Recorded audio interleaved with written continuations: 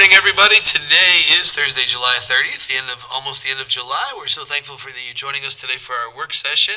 And before we go any further, we'd like to stand and say the Pledge of Allegiance. And our town clerk, Mr. Wooten, you're in the room. Would you say the pledge with us, please? I pledge allegiance to the flag of the United States of America and to the republic for which it stands, one nation, under God, indivisible, with liberty and justice for all. Thank you, sir. We are all still buzzing from America 250, celebrating our 250th birthday all year long, and so you'll get to see a highlight reel hopefully coming out before too long we just want to keep the momentum going and the excitement, so we'll be sharing different stuff that happened on July 4th throughout the year.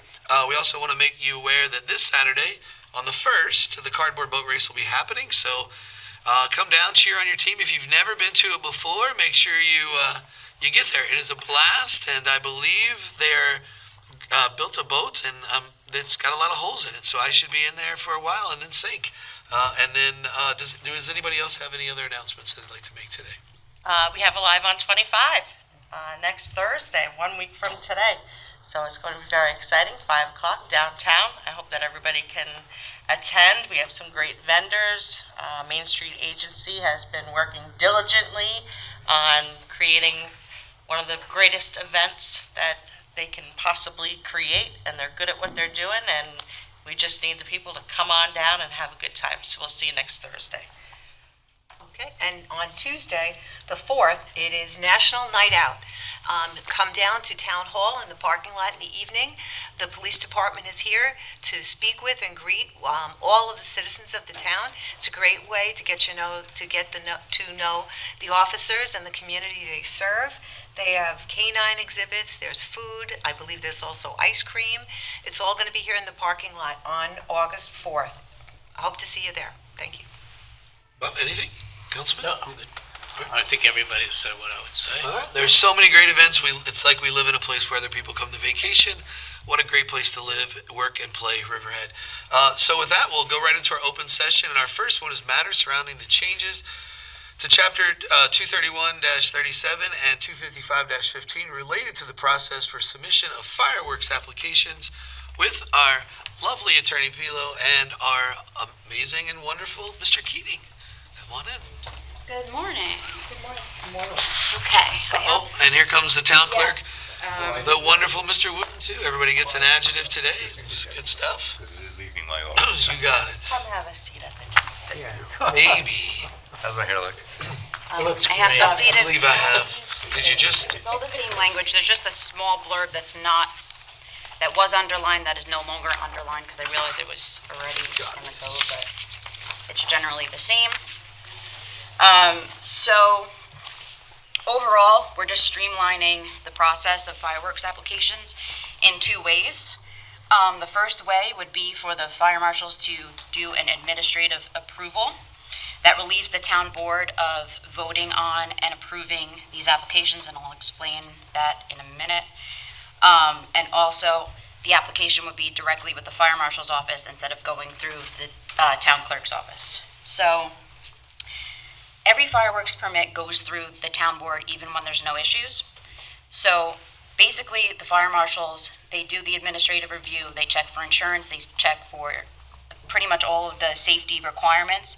So the town board always votes based on the fire marshal's review and approval. So if the fire marshals find that they're missing one of the items, then it would get essentially rejected, and then the applicant would have the opportunity to appeal it to the town board. So it still preserves the town board's ability to look at all applications. But as I said before, these only get denied if they don't meet safety requirements, and the board relies on the fire marshal's approval anyways. The question I have is, shouldn't it, and I understand completely, I like this, but shouldn't it be registered with the clerk's office as a matter of record for the town anyway, or is that, that's just ministerial, right? Yep. So there's a couple other parts to it that, we were going to get into a little bit, but there's a lot of, sometimes there's back and forth between the contractors and the dates. Weather has a huge factor to do with it, and that's where the resolution comes into some sort of confusion sometimes, because there'll be an approval through a resolution process, and then there'll be a rain date. Sometimes a rain date's rained out, and we want to continue to have the show, and then they'll try to move it again, but then it's got to go back before another resolution. And sometimes we've went back and forth so many times. You guys are approving a fireworks show that happened 2 weeks later. Yeah, I think So we're just trying to streamline that. If it's an administrative, and we do a lot of conversations with the vendors and the contractors and the property owners, it sometimes creates some convolution with the clerk's office. They're asking us questions to get from them. That it's a lot of back and forth. So if we have the permit ourselves, we're able to make the adjustments on the fly if there's any sort of issues. And obviously, we want to make sure that the town board still has the ability to comment in the event that there's an issue between the vendor and our approval process. So it still is. I love it. I do too. And it's not, I mean, they did reach out to the town clerk's office because we were taking these permits in, and it really is just, we take it in, we clock it in, we make a copy of it, and we send it all over to the fire marshal anyway. So it does save us some, and we're talking 2 or 3 events a year, really. We're not talking just on a monthly thing. So I talked with my clerk, and they have no problems. They have no issues with it, with the fire marshal handling it. For all aforesaid reasons, it makes total sense in the world. And the town of Southampton does it this way. Not that we have to do everything that other towns do, but it is something that has worked in neighboring towns. That's smart. Thank you. Good stuff. Good stuff. Seems like really good stuff. Well, if we have questions, I'm sure we'll come to you individually, but thank you guys. Thanks for helping streamline for people to make their events better. Yes, and when they make the application, they can have their technical questions answered immediately because they're in the office that handles them. It's a pretty good office. I thank you all for working together, too. Thank you. So good to see you. Teamwork makes the dream work. Good job. Any comments? Thank you, Counselor. All right, our next matter is matters surrounding proposed change to Chapter 301 Golf Course Zoning Use District with the amazing Mr. Bergman. The amazing. Everybody gets an A. You can pick them as you come today. There you go.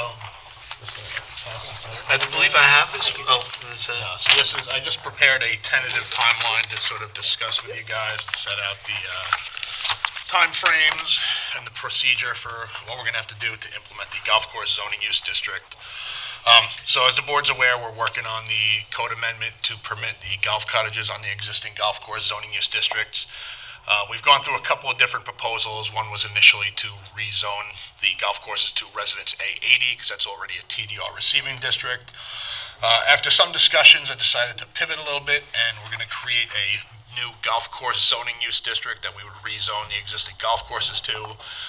It would still keep the underlying dimensional regulations. It would still be a 2-acre residential zoning district. We wouldn't change any of the allowable densities. The only reason we would create the golf course zoning use district is to map the new TDR receiving district and set the parameters for the redemption of the TDRs. So in order to do that, because it requires transfer of development rights pursuant to New York Town Law, I believe it's 261A2, anytime you're mapping new TDR receiving districts, you need to do a generic environmental impact statement. So for the board, I prepared the resolutions and the documents to issue the positive declaration, call for the preparation of a GEIS.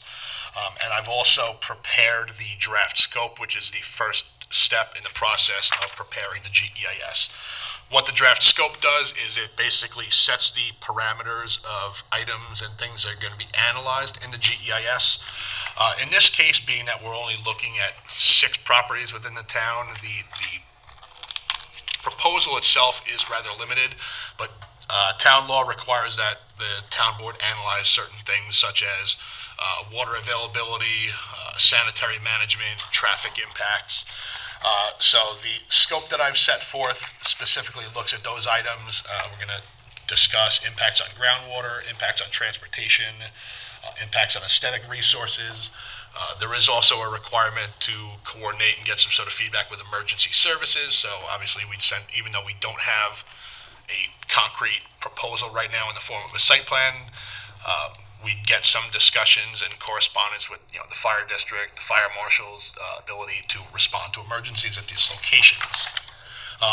The purpose of a GEIS is to discuss proposed code amendments and land use changes in broad strokes. So we are not looking at a specific proposal now. You look at them in terms of generic impacts. And it'll also set thresholds through the process for subsequent actions. So for example, if a property comes in with an application to develop these things, the GEIS will set thresholds for things we need to look at on a site-specific basis. So I've got the POS deck packet, I've got the draft scope prepared. Again, the draft scope being that it's pretty limited in what we have to analyze. It's about 6 pages. It's not overly technical. There's no scientific data. There's nothing technical in there that any member of the public couldn't easily digest. That's by its nature. It's supposed to be, written and accessible for members of the public. So just in terms of timeline, I said I do have the resolution prepared and it's in the packet to assume lead agency, issue the positive declaration, and then I also have a subsequent action to accept the draft scope and set the public comment period. Now, SECRA requires that the public comment period on a draft scope is a maximum of 60 days. Being that we've sort of discussed this a few times, and again, the draft scope is 6 pages, I'm recommending the comment period for the submission of written comment on the draft scope be kept open for 21 days. At that rate, someone could read a half a page a day and still have about a week and a half to provide written comments to the planning department. After that, we would review any written comments on the draft scope and assemble what's called a final scope. That sets that's an action by the board to adopt the final scope. That sets the total parameters of what the GEIS is going to look at. Being that we already know certain aspects that the GEIS has to address, I'm already starting to work on that. And I will note, we are doing this in-house. I did speak to Jeff Seaman, our environmental consultant. To prepare a GEIS, you're probably looking somewhere in the neighborhood of like $15,000 to $20,000. So rather than expend additional funds from the planning department's budget, I'm fairly confident that we can handle this in-house. We have plenty of resources that we can draw on.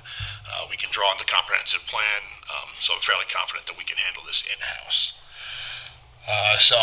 Great. Looking to the beginning of September, we would look to adopt a final scope. After that, I will work to prepare the GEIS. If there's anything, again, I'll have the basic framework for it. If there's anything substantive that comes up during the comment period, I can obviously incorporate that, but I'll have the strong basis already. If we meet those timelines, the middle of September, the town board could accept the draft GEIS and begin the public review period. There is a minimum requirement under SECRA for the GEIS, a 30-day public review period. So in keeping with those timelines, we could potentially hold a public hearing on the GEIS and the code amendments in the middle of October. After that, we would get comments received on the draft scope, on the DGEIS, and we would prepare a final EIS, which would respond to substantive comments received on the draft GEIS.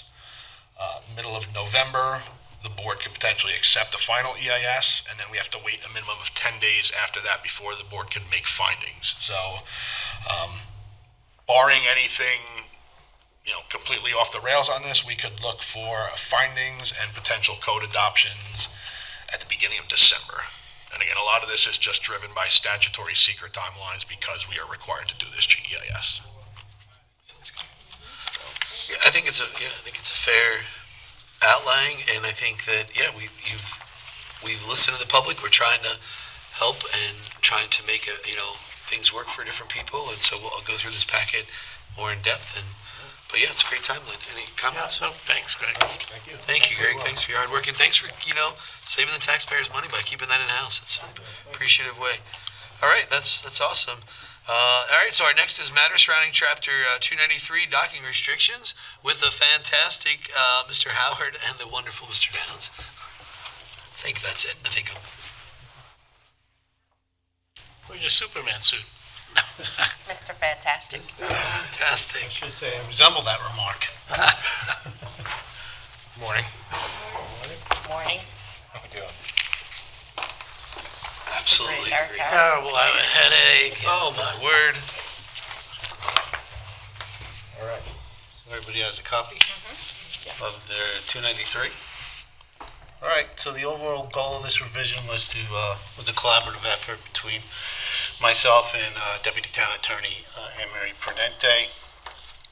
Many of these changes came directly from practical enforcement experience and are intended to address reoccurring issues, identified by the Recreation Department, Code Enforcement, the Bay Constable, and the Town Attorney's Office. What's that? Harbor Master. Harbor Master, I'm sorry. It's actually one change we'll have to make in here. It was pointed out to me by Liam Keating. The title Bay Constable has been discontinued, so we'll have to go back through here and change it to Harbor Master. I did not know that. All right. The objective was to make the chapter easier to administer, easier to understand, and more effective to enforce. And also, in addition, to close some enforcement loopholes that we had. We can get into just the section by section, the changes that we made. I'll go over, what changed and why the change was needed. I won't bore you too much. So in 293-33A, short-term transient docking. So what we did here is was establish clear requirements for the short-term transient docking. Those are those vessels that show up at the dock maybe for a couple hours or 3 hours at a clip that are not required to get a docking permit or a daily docking permit. We've included registration process, requirement upon arrival, time limitations, and restrictions against repeatedly using transient docking to avoid paying the daily docking fee. So parking enforcement for Yeah, boats. yeah.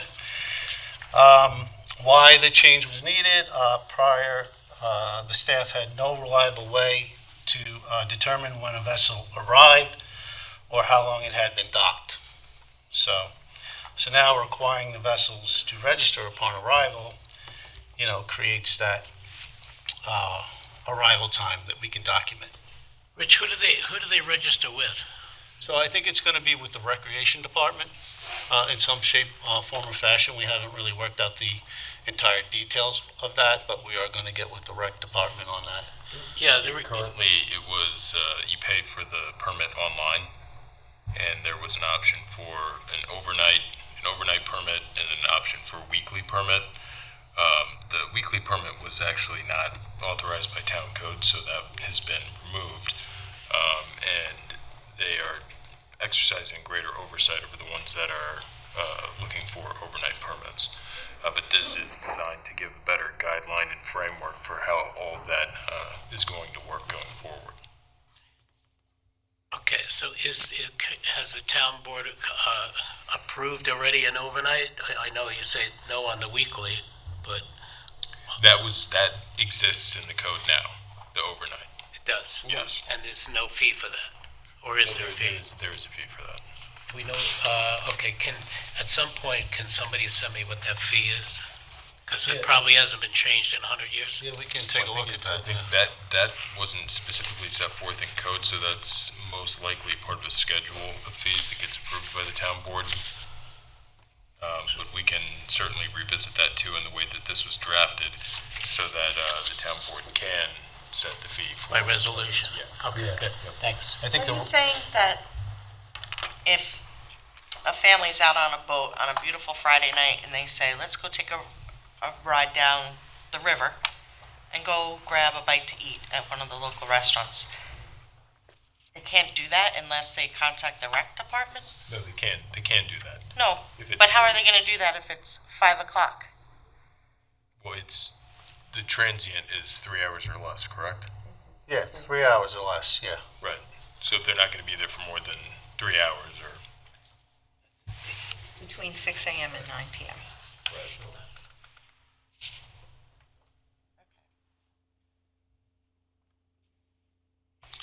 So they have to register upon arrival, so that's what I think Councilwoman WASKI is saying. Even with the transient? Under B, yeah, even if they're transient, So that's what we're going to work out with rec department. I think just registering would just be, could be the way that they apply for a permit, but it could be electronically on your phone. Like a QR code or Just so we something? know, we have something to go back on and say, listen, this boat got here on this date and time. So what if they are like, oh, we're gonna be here, but they don't want to worry about getting a ticket, so they're like, well, might be here 3 hours, maybe we'll be 4. Is there like a Flowbird where they register to park, or is Yeah, it so just? after the 3-hour threshold exceeds the time limit, then of course they got to get a daily docking permit, and How that's the objective. How would they get that? That would be my next question. I'm sorry to. Yeah, that's another aspect that gets worked through with the rec department. I Okay. think they do it online, right? Is that? Yeah, but to Yeah. Joanne's point, I think we'll work with the rec department. I like the idea of a QR code. So Yeah, I that, like you know, that you too. scan Yeah. it, it takes you right to the website, you pay with a credit card. Yeah, we got to move into the 20th century here and get that going. Yeah, I think that would help us out a lot. Yeah. I don't want to discourage people to come here by boat during the construction that's going on. I don't want to have any negative impact on the downtown businesses. I totally agree with you. This revision was kind of done because we had some bad actors that were abusing the 3-hour parking your boat, and so we have to address those loopholes. And this was the only way we could probably effectively do that. So, I do. Yeah, I see both sides of it, Yeah. but I definitely agree. I think that you want to make sure that if we do require them, whatever that time lapse is, that it's easy, it's accessible, and it's nominal, so that they'll spend their And- money in the restaurant. So. And, you know, to piggyback on that point, and Joanne's point, is the fact that, like, during the cardboard boat race or during an event downtown, a lot of people come and they dock just for that event, and it's gonna be more than 3 hours. So I think we need to kind of look at that time. I think this is good. I think we just need to broaden our considerations. sure, for like events. Like special events, you could always suspend the time limitations Okay. So, during during. Like the an period Alive of on the event. 25, you don't Yeah. want people to say, oh, we gotta leave here now. and a lot of people come down for the cardboard boat race, and that could be 4 or 5 hours. All right, so special events, okay. Yeah, we could certainly incorporate that in. But I understand where you're going. Some people like to use it like it's their marina. Yeah. I get it. And then we can't do that. There's a lot of electric that's being consumed that we're not getting reimbursed for. All right, so we can move on to 29333B, C, and D. What changed there is the permit section was reorganized by the docking facility. Before it was sort of all clumped into one, so we reorganized it into each docking facility that the town owns. So by recognizing the section, the section does make it easier for the public to understand and easier for the staff to administer and enforce these requirements. So we have the riverfront dock and we have the East Creek docking facility. So those were kind of segregated.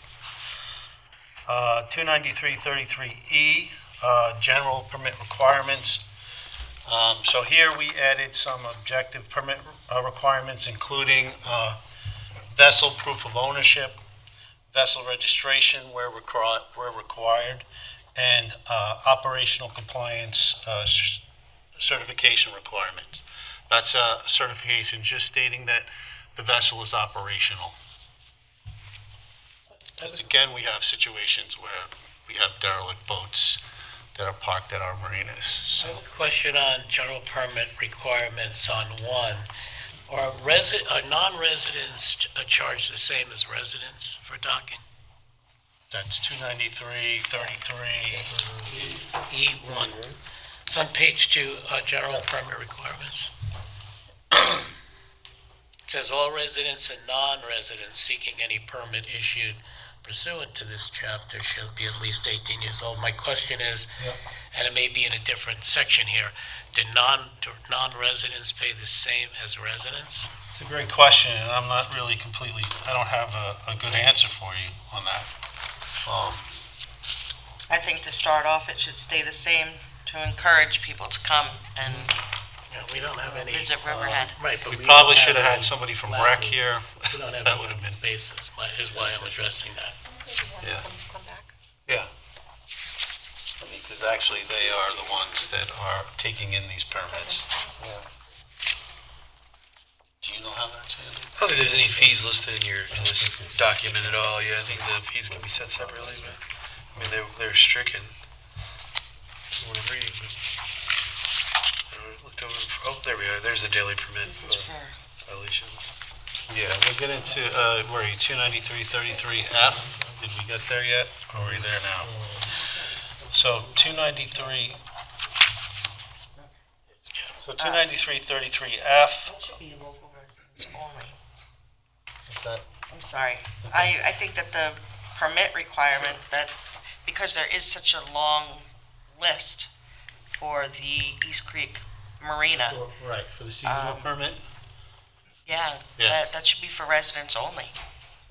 That's not what it says? Hold on. No, It says residents and non-residents. I could see if we're begging for people Yeah, to no, come I- and use our docks, but That was the intent, so you just found an issue, yes. So, and I'm a little concerned that this did not go to East Creek Marina Committee.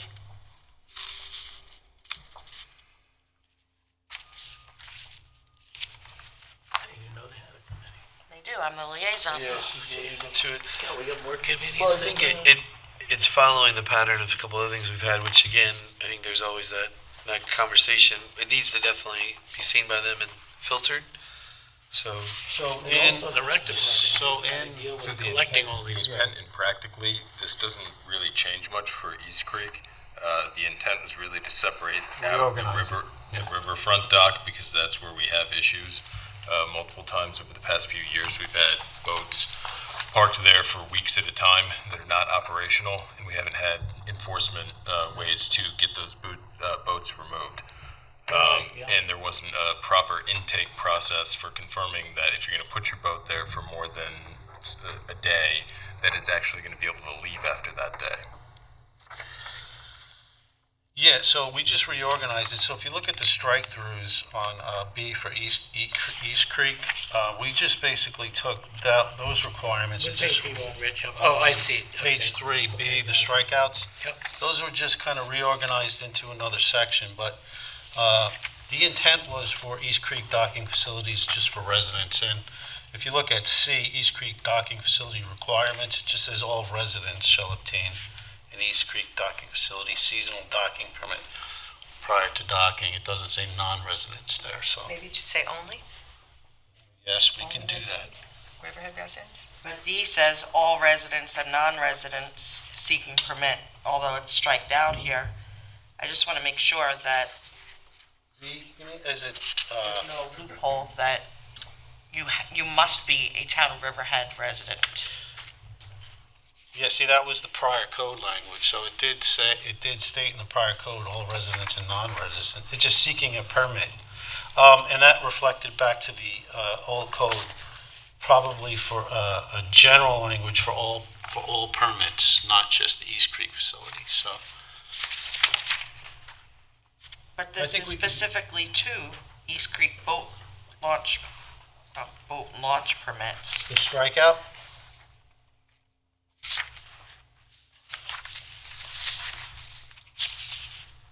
Never mind, that's for launching. Okay. Yeah, 20333, it's hopscotches around the pit. And that was the way it was before, we didn't, so we just struck that out and reorganized it. But we can include only residents where it says East Creek docking facility requirements. Yeah, we could. Yeah, it's like this is just so jumbled. Well, it was even more jumbled prior. I have to tell Well, I appreciate you digging deep it into was- this. Yeah. It wasn't just me, it was a collaborative effort with me and Anne Marie Prudente, so we were kind of bouncing it back and forth, and she's not here today, but we can go back to the drawing board on whatever the board wants to What I- make changes to, it's, What I'd like to do, Rich, is to have a meeting with you, me, and Ashley, so that we can figure out, how this payment process is going to work if we use a QR code in East Creek, if we use a QR code down at the river, and how that's all going to work. And, Yeah. all right, that would be great, thanks. I mean, it'd be So we good. can just nail this down. yeah, it'd be a good idea to look at how other marinas do it in other townships too. I mean, some of the busy marinas in South Hall and Greenport and, Lowstown docks do it also. Provided, our QR code doesn't get hacked, but we'll figure out a way Yeah. to do it. All right, so do you want to move on? Or? What are you laughing about? That happens. Oh, No, it does.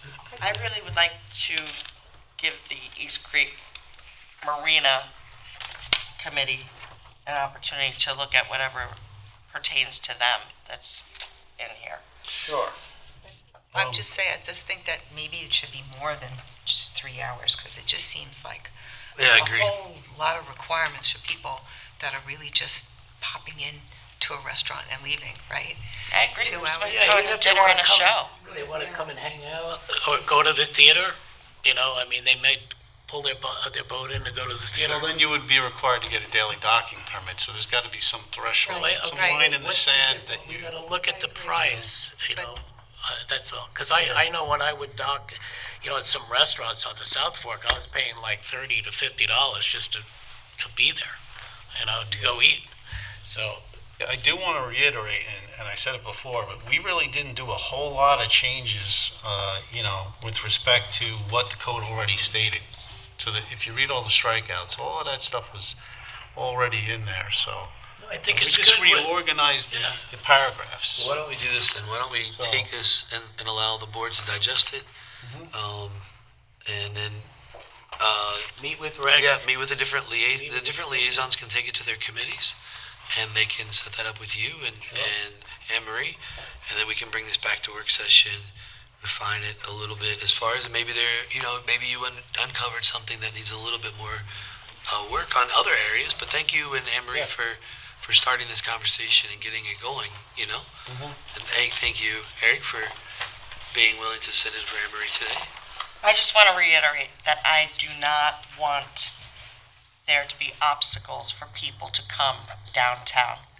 Our businesses need that traffic. 100%. I mean, I realize that there's bad players, there's always going to be some kind of bad player, but I think Yeah, it's, but it's important and imperative to close this loophole that we're seeking right now with respect to a certain situation that's happening. So we do need to address this. Yes, sir. No, Yeah, quickly. yes, sir. If it can I think happen. so time is of the essence, so everybody up here can commit to meeting with their committees within the next week and trying to get this turned around for you, or, 10 days, and that way we can get it back here together with at least the next 2 weeks. That would be super. Yeah, and I'll give you an example that I just heard last night, right? So some people will come, they'll take their boat, and what they'll do is they'll stay in a hotel overnight, right? So, and that's where you talk about their docking thing. So I think this is really good to bring this out in the open, and let's, again, look at everything we need to consider in order to get this thing. well, why don't we Fair say words. no overnight, so that way people are using our hotels? Well, Instead of sometimes staying on people their come boat. on their boat and stay in a hotel, is what I'm saying. And people do that. Well, then maybe the hotel can come up with some kind of parking pass or docking pass. That's very possible. That's why we're having this conversation. So, I think the marina, riverfront dock in East Creek, East Creek is more of a seasonal permit, but the riverfront dock offers overnight, daily, and the transient option. So, yeah, okay, good. I mean, it does here, and it did in the past, so just depends. So if you go over the 3-hour threshold in the old code, it still said that you had to have a daily permit, so. But there was no actual requirement to register, which leaves a enforcement loophole. The part I really love about this, and we have to figure out how to make that simple and easy for boaters to do that online and pay online with a credit card. Thank you. Thank you for starting this conversation. I think that we have some homework to do on our end and get back to you. So, appreciate it, Rich. Thank you, Eric. Good deal. Thank you, each board member, for bringing up those good points. Good stuff. All right, I believe that our next section is to move into resolutions. So we will have Deputy Supervisor Devin Higgins come up and walk us through those. Good morning to the board. Everybody's ready? Good morning. Alrighty. Good morning. Resolution number 1, Pop New York 2026-2027 Road Resurfacing Grant Budget. Can you turn our mic up just a little bit for us? That would be super. Resolution number 2, Pave New York 2026-2027 Road Resurfacing Grant Budget. Number 3, ratifies budget adjustment for street lighting repair. Number 4, ratifies budget adjustment for Water District Capital Project number 82301. Number 5, accepts a donation of firehouse flag from Sherry Davis for Town Hall lobby. You know, I think we should all speak on this. This was on the back of our float, of our town float. 50 parade and for the Jamesport Fire Department parade. Absolutely, and it is going to be here in Town Hall lobby. It's exciting stuff, and so I don't know if any other board member wants to speak on it, but it was. Yeah, I think, didn't she make it from fire hoses? That was, Recycled. what a nice twist. Yeah, very cool. I got to weave a little part of it. Oh, yeah? Yep. So we're certainly grateful to make that available so more members of the public can see it and admire her good work. She's also made that sphere on Sound Avenue out of denim that is lit up. She did. Sherry's an incredible artist. Yep. You know, I actually spoke with Sherry Davis at length about this, and she was looking for the perfect home for this flag, and she's so happy that Town Hall is where it's going to land. We're happy to have it. It's great. Okay, resolution number 6, ratifies acceptance of anonymous donations for the Recreation Department. Number 7, authorizes the purchasing director and purchasing technician to attend 2026 NYS AMPO Fall Conference. Number 8, ratifies amendment to Resolution 2026-483, appointing a temporary part-time account clerk to the Water District. Just extending that through. Number 10, ratifies the amendment of Resolution 2026-442, approving a leave of absence. I think we skipped, did we Same skip thing. promotion of the detective, number 9? That's okay. Oh, yep, I did. I double stapled. Okay. Good catch. Maybe he's undercover detective. Okay. She's ruined her winning streak of not having any errors. That's right. So change our chalkboard. Okay, resolution number 9 authorizes the promotion of a detective. Congratulations, Michael. And then number 10 is the leave of absence extension. Number 11 ratifies termination of a senior accountant.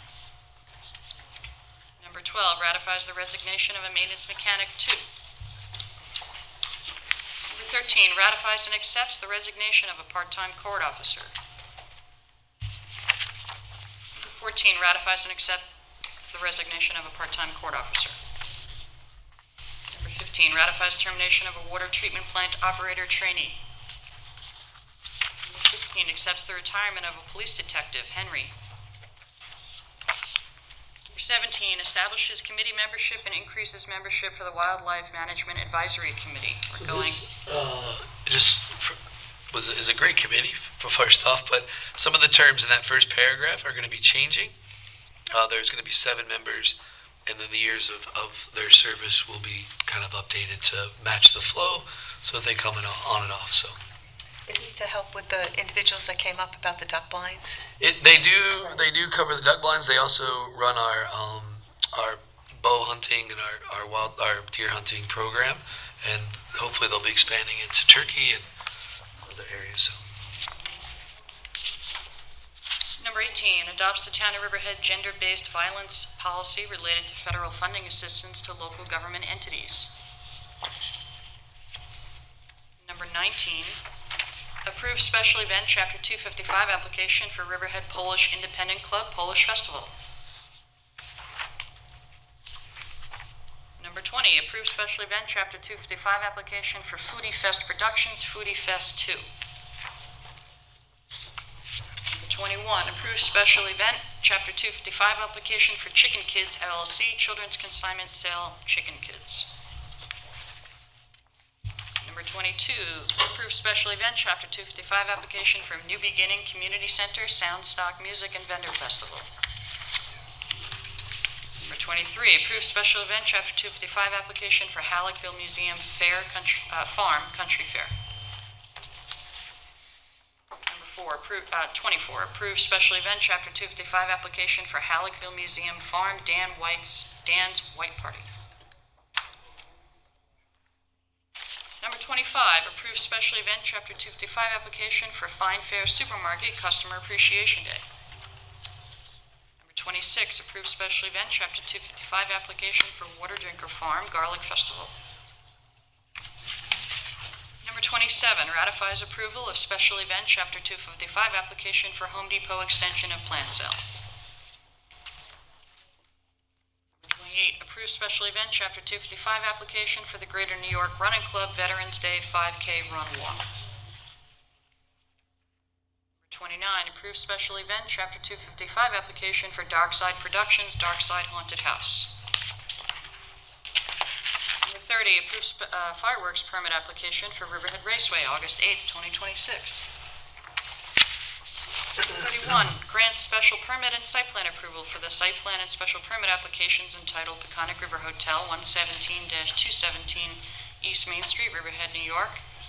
P.O. Suffolk County Tax Map Number 600-129-1-13, 14, and 15, and P.O. Suffolk County Tax Map Number 600-128-6-86.1. Number 32, assumes lead agency, issues positive declaration for proposed golf course zoning amendments, as just discussed. Number 33, accepts draft scope on proposed golf course zoning amendments and sets time period for submission of written comments on draft scope. Number 34, resolution granting the State of New York authority to perform the adjustment for the owner and agreeing to maintain facilities adjusted via state-led contract. What is that one about? Yeah, the wording is a little curious in the heading there, but Since we're doing adjectives, come on down here, the fantastic Frank. it's related to drainage work that New York State is going to do on the main road, but certainly Oh, okay. Frank Mancini can speak to No, it. oh, did you want more information? No, Oh. he can. Well, maybe the public wants to know. There we No, go. I said fine. It's confusing. I know exactly what's going on. I'm confused by the resolution, but the state gives it to us. Our water main is in the state road and easements and right-of-ways. The state is going to improve their road by adding drainage structures, and they may result in moving our pipe around. So they pay for it with their contractor, and I work closely with them during the whole process so that we have to coordinate shutdowns. The biggest example of this in modern history is the widening of Edwards Avenue and 25 there. That required us to move 400 feet of 12-inch piping at their cost with their engineers. And so this is the first procedural step in there. We're essentially recognizing. Where is this location? This is Main Road and Laurel from the top right here. Oh, I didn't hit on There's that. quite a few coming. I just emailed them about one on River Road. Like they've been doing a lot of work. You can see the state road. So that's what this means. As long as they're not messing with our water. It's just a lot of grief for me because if they just tell us get our pipe out of the easement if we give them any grief. Thanks. How far? Yeah, don't go. The next time, come up here. We like you better, closer. Oh, whatever you like. And number 35, approve submission of a grant application to the State of New York Unified Court System for 2026-27 JCAP grant. We apply for this every year. Number 36, authorize Community Development Department to apply for ESD NY KICS funding through the consolidated funding application. Number 37, ratifies authorization for the Community Development Department to apply for New York State EFC WIA funding to support the extension of water main number 96 in Calverton. I asked Frank to come forward for this one. Yeah, I think this is great to hear because, Frank, do you want to explain this a little bit? Thanks for having me. So we, obviously, CDA does all the heavy lifting here. We work closely with them. This is a grant application for more money towards water main extensions, and in this particular case, you'll see it's only extension 96, which is in the Calverton area. And the reason we can do that is because since we had the press conference about the 2.25 million we received, we talked with the EPA, and they will allow us to use that to fill the funding gap for River Road. So now we're completely funded for the River Road extension, which we call 95. So we're going to move that project forward, and we only have one left, the area of Middle Road, Toomey, we call it extension 96. So we're asking for the exact amount of money to complete that, which is a slightly over $4 million. The total cost of that work is just under $7.5 million, and we've already got the rest of it. So it's a real win because you guys have been supporting this for over 5 years. We've been accumulating this money. So just, if you could do, just for all the media watching, all the people at home, because this is, like you said, this has been a long time coming. Just say that one more time, after the press conference, because we weren't sure where we could apply that money to, so we took it as the next step, but then your team went to bat. So just kind of explain that to everybody so they get it. We've been applying for these water main projects in groups, so it include multiple extensions, and when we receive the money, we split it proportionally based on the cost of the work. But with the 2.25 million, we did work closely with the Lotus office through the RAB to say we should do this at River Road. We tried to get the Navy to pay for it. They wouldn't do that. So the original intent was always to use that 2.25 to complete River Road. We weren't sure because the grants are complicated, and we had to talk to the EPA about whether we could use that chunk of money for just River Road, and they agreed that that was the best way to do that. And now we're down to just the one remaining extension that we're hunting for money for. So that's a real win. Yeah, and I just want people at home to know that, I mean, your department, our CDA, the town board that's sitting here, the previous town boards, because 5 years going back, they have worked their tail off to get clean drinking water, which is, I think, a staple of our infrastructure and rights as humans. So thank you, Frank. Right.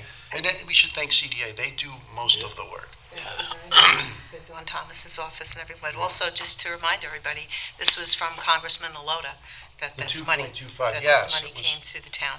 Yeah, and we worked, Bob, for years we talked about it at the RAB meeting. That 2.25 number was not a random number. It was actually the exact amount of money we needed to complete the River Road project. So this is a big win. Yeah. And being able, just thank you for going back and asking. You can only be told yes or no, and you went back and asked, and they're letting us do it so those people will get hooked up. So great job. Thank you. Thank you. Thanks for sharing that. I think that was important to spell out. So back to Devin. Okay, resolution number 38 authorizes town clerk to publish and post notice of public hearing to consider local law to amend town code, chapter 301, article 16, entitled Business PB. Number 39 adopts a local law to amend chapter 289 of the Riverhead Town Code, titled Vehicles, Traffic, and Parking Regulations, article 4, Parking, Standing, and Stopping. Number 40, authorize the supervisor to execute a professional services agreement with Sound Engineering PC for traffic signal design plans at Osborne Avenue and Harrison Avenue. And this one and the next one are for redesign of the traffic light and the timing, the configuration at those intersections. This has been a kind of a trouble spot. So PD and our engineering folks collaborating with these guys to help us redesign that. Yeah, we sat down with Ken Testa and asked him where, and he popped these right out, and he was like, these are areas that we need to fix for safety. So again, our staff doing their job. Awesome. And then 41, same thing, authorize supervisor to execute a professional services agreement with Sound Engineering PC for traffic signal design plans at South Jamesport Avenue and Railroad Avenue. That's to make the light at the trestle a little updated and newer and safer, hopefully. That's a tricky one. Yeah. Number 42, ratifies the authorization for supervisor to execute a license agreement with East Coast Lumberjacks LLC to utilize baseball fields at Police Officers Memorial Park. 43, ratifies the authorization for the supervisor to execute an addendum to the short-term runway use agreement for Racetrack Knott Street 2026 Summer Motorsports Classic. 44, authorizes settlement of legal action in the matters of United Riverhead Terminal, Inc. against the Board of Assessors and the Assessors and the Board of Assessment Review of the Town of Riverhead and the Town of Riverhead.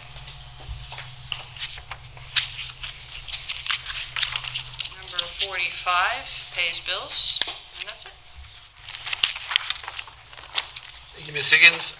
So that ends our resolutions and our open session. So just a second, I'll have for first and second to move in to executive session where we'll do matters surrounding change in status of an employee with DIPAOLA and matters surrounding contractual agreement.